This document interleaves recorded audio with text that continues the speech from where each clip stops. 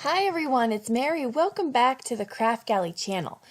I am really truly feeling fall. Like I'm so into it. It's my favorite season of all, and we are going to play with these little caramel apples from Fawn today. So we're going to do a masking technique. Now, I am going to do this bushel of caramel apples, which I don't really think that's a thing because they would stick to one another, but we're not living in a world of reality right now. Okay, we're living in a world of creativity. So in order for me to do that, I didn't want one to fall behind the other consistently. So as you notice, the first thing I did was stamp out 3 on the paper. And that way, some will still fall in the forefront. So I made these little masks here. They were very simple to make because I took some Post-it full sticky sheets and I cut out 3 at a time. So that was very, very simple to do. So once I do that, as you can see, it's very simple masking. I am stamping, masking, stamping, etc. And so I'm just shifting those masks here and there. I think in total I used about 6 masks. And I can just kind of reposition them around the panel here to get what I need.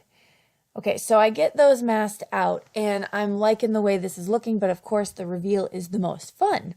And so we're going to pull those masks off and see what we get. I am using VersaFine Onyx Black ink on Bristol Smooth cardstock. That's because I'm going to use some real brush markers or real brush pens, both Arteza and Ziggs.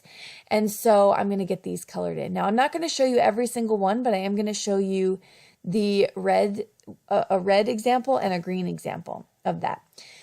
So these caramel apples, I always thought caramel came from the top, but that really wouldn't make any sense if you have a stick in there and you're dipping them.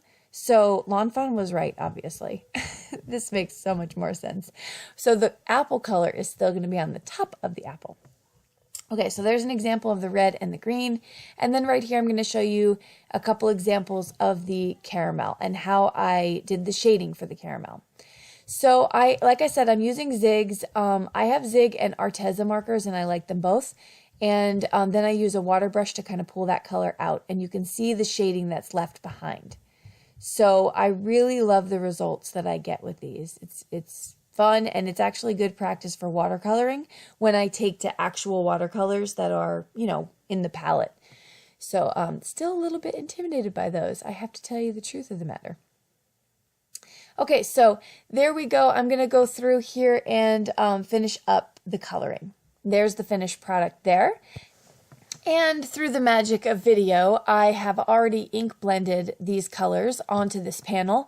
And I made sure to mask them off, obviously, so they didn't get colored over. I wanted to do as much of a one-layer card as possible. This is a card panel, so it'll go on a base, but it's pretty flat. And I really appreciate that because it's going to go through the mail very easily. So I went back and I'm just doing a few little touch-ups here and there of the card, but this card to me is just screams out all things fall. I absolutely love the colors, the Distress Oxides, the new line that just came out, I feel like is the fall collection. It's amazing. And yeah, so that's going to be the next step. As you saw, I did some distressing on the colors, so this way you can see the water droplet look, that distress look. So I'm going to take the stamp set Sentiment that came with the set, and it says, "You're the caramel apple of my eye." Now, do you say caramel or caramel? Caramel? Caramel. Yeah, which way do you say it? Try and type that below. That's going to be fun.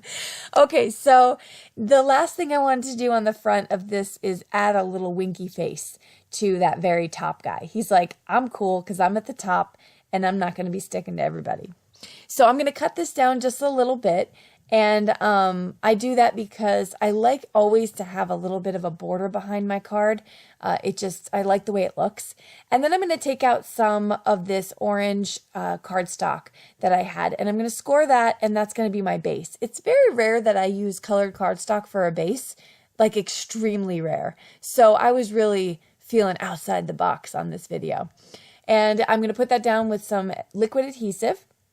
And I do some final touches for this card.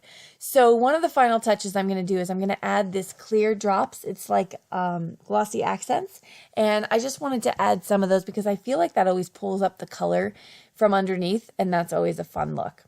And then once that's done, I'm actually going to add Nouveau Glaze to every bit of the caramel that's on this card. Caramel is usually shiny, so I do add that. And then I used my white gel pen to add a little bit of shine to the top of the apple. So as you can see, the bottom is actually glossy and the top is just an illusion. So yes, I hope you enjoyed this card. I hope you had fun with us today. Don't forget to head over to the shop where you can find this adorable stamp set and matching dies. And until next time, hit subscribe in the upper left-hand corner so you don't miss anything from us, and here's some more videos until we see you in the next one. Thanks so much for stopping by. Have a wonderful week. Bye-bye.